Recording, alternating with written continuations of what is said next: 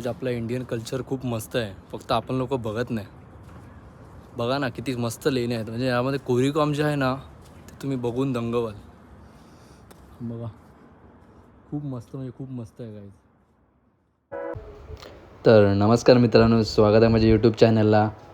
तर आम्ही गेलो होतो नाशिकमध्ये, पांडव लेणी म्हणून आहे, मस्त अशी लेणी आहे. तर आम्ही तिकडे गेलो, तर इकडनं आम्ही स्टार्टिंग केली. 500 ते 600 पायऱ्या आहेत. तुम्हाला जर जायचं असेल ना तर सांगतो मी, मस्त आहे. बट थोडंसं चालावं लागेल, म्हणजे अर्धा तास किंवा 40 मिनटं पकडा की चालावं लागेल. बट जर ते चालून तुम्ही पुढे गेलात ना तर ते दृश्य आहे ना ते बघण्यासारखं आहे. खूप असं मस्त आहे, म्हणजे चालायला पण असं प्रॉब्लेम नाही, साईडला पकडायला वगैरे आहे, आरामात चालत जाऊ शकतो आपण. बट स्टील मस्त आहे, खूप मस्त आहे. तर चला माझ्यासोबत तुम्ही पण एन्जॉय करा, पुढे बघा कसं काय आहे ते. सो असे बोर्ड लावलेले आहेत, म्हणजे सगळीकडे माहिती दिली आहे की कशाबद्दल किंवा कोणतं स्पॉट येतं, कसं काय आहे, त्या प्रत्येक ह्याच्याबद्दल माहिती दिलेली आहे. तर ह्यामध्ये बघा हा एक स्पॉट होता, तर ह्याबद्दल माहिती दिलेली होती. तर अशा प्रकारे आहे बघा,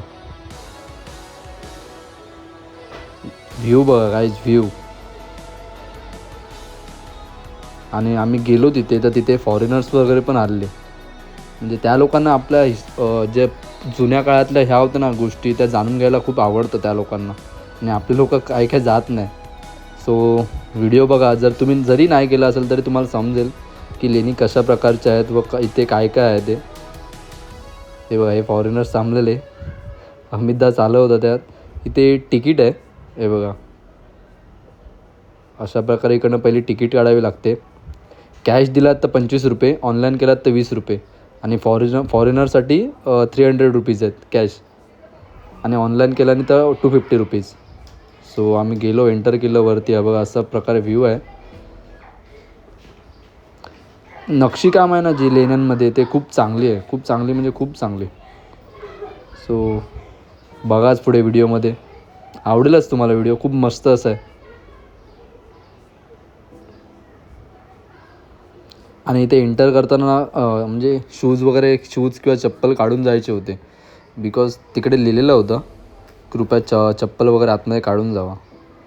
तर प्रत्येका ह्याची हे असते ना की ते जपलं पाहिजे, आपण जे सांगतात तसं आपण केलं पाहिजे. सो हे बघा, एवढी मोठी जागा होती, कशी असेल ही, म्हणजे त्या काळी इकडे लेण्यांमध्ये कशी माणसं असतील व कसं काय केलं असेल. सो खूप इकडे ब्लॉक हे होते, म्हणजे रूम टाईप्स होते, वेगवेगळ्या याच्यामध्ये रूम्स होते, नक्षीकाम केलेलं आहे बघा, अशा प्रकारचे रूम्स होते,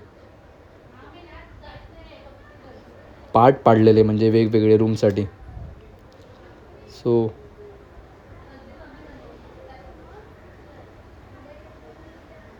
हे बघा असे पार्ट्स होते. तर तुम्ही कधी नाशिकमध्ये आलात ना तर पांडव लेणी नक्कीच व्हिजिट करा असं मला वाटतं, बिकॉज खूप काही इंटरेस्टिंग गोष्टी आहेत तिथे बघण्यासारख्या. म्हणजे ती तुम्हाला फील पण होईल की पहिल्या काळी माणसं कशी, म्हणजे कसं काय केलेलं त्या लोकांनी. सो त्यासाठी कसं कोरलं असेल किंवा ते कसं बनवलं असेल हेच विचार करून हे होतं.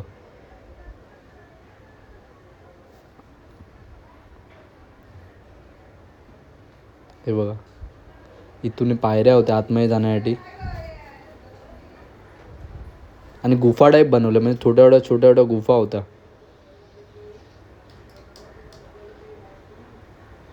खूप इंटरेस्टिंग आहे. जर कोणाला फोटो काढायचे असतील ना ओल्ड टाईप, तर त्यासाठी प्लेस खूप मस्त आहे. आणि इकडे स्पेसिफिक नंबर होत्या, म्हणजे प्रत्येक वॉलवरती.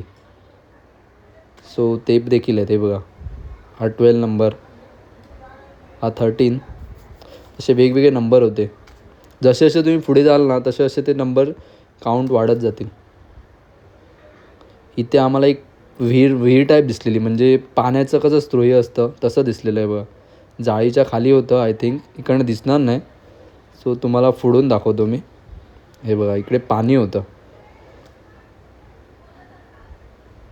अशा प्रकारे पाणी ठेवलेलं.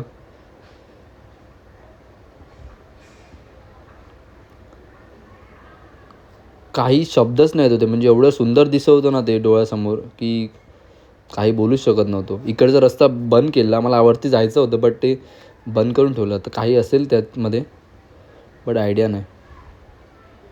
हा व्ह्यू बघा गाईज, खूप भारी वाटतं. असं म्हणजे दगडामध्ये प्रॉपर केलं त्यांनी. इथे देखील होते फॉरेनर्स काही. काय केलं असेल यार तेव्हा. पण तेव्हा एवढे हे पण नव्हते, म्हणजे आता जसं सर्व सामान भेटतं बनवण्यासाठी काय काय गोष्टीत, तर ते पण नव्हतं.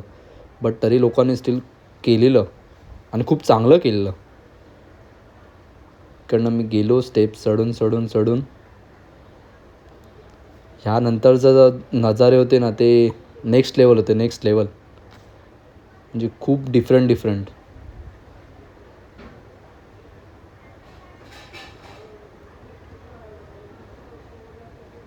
बघायच रात्रीचं इकडे कोण येऊ शकतं ना, तर खूप हॉरर असणार ते, खूप म्हणजे खूप हॉरर. बट एवढे कोण डेअरिंग नाही करणार ना, अलाउड देखील नसेल आय थिंक रात्रीचं. सो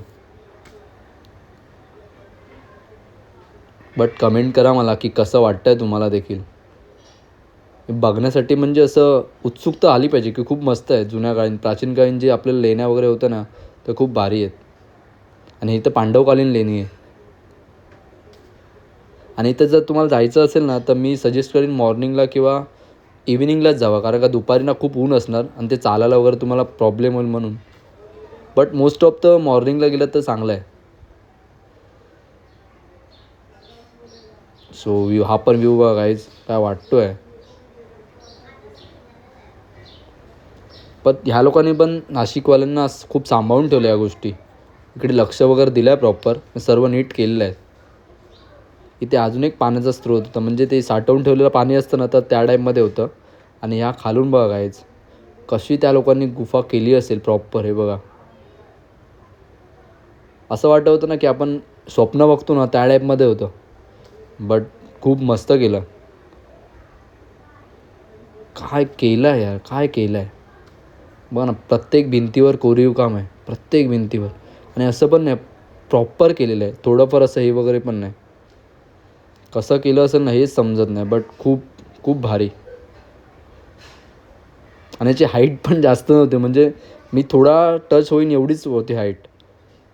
पण खूप मस्त. जर कोण एक्सप्लोरर असेल ना, तर ह्याला ह्या प्लेसला नक्कीच जावं लागेल. खूप मस्त प्लेस आहे. आम्ही 24 नंबर पण गेलो. आतमध्ये असे पूर्ण कोरीव काम केलेलं होतं सर्वीकडे.